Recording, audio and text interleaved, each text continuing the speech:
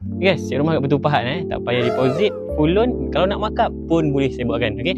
Kat belakang saya ni rumah dekat Bandar Putra Indah. Dia international lot, 4 bilik, 2 bilik air 22 kali 75. So jom saya buat korang tengok rumah ni. Dia punya pos dah siap ada bumbung, jimat duit korang, tak payah nak pasang awning. Kalau nak pasang kat boleh pasang sikit kan. Okey. Pos ni boleh masuk 2 biji kereta lah. Okey, lebih kurang macam tu lah.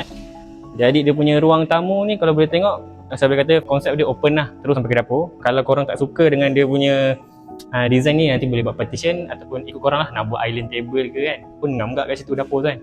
Sebabnya kita ni macam-macam orang, macam-macam idea nak design rumah, betul tak? Okay, jom. Ada 4 bilik tadi saya kata. Ini bilik pertama dia, master bedroom macam ni master bedroom. Okay, so muat katil king ke katil queen, ada wardrobe sikit nak letak situ pun boleh. Yang ini dia punya bilik air lah. Bilik air.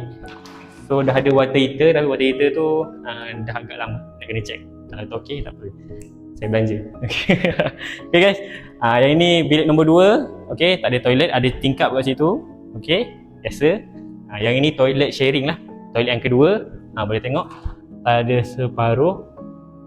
Cantik tak? So rumah ni kita dah siap cat, so dah jimat duit korang. Kalau nak cat warna lain pun boleh, tinggal cat je lah kali lain. Ni bilik nombor 3 dan bilik nombor 4. Okay, so kat belakang ni ada lebih kurang 5 kaki lah macam tu. So kat tepi sana pun ada ruang, sebab tadi kat bilik nombor 2, 3 dan 4 ada cermin kan. Sebab tu ada ruang kat belakang tu. Okay, jom. Yang ini dah siap ada table top lah. So kalau korang nak tambah lagi pun boleh, ataupun ikutlah korang punya idea macam mana. So pada saya, harga sangat berbaloi, almost 100k below market value. Ini international lot, so Melayu Cina Indah boleh beli.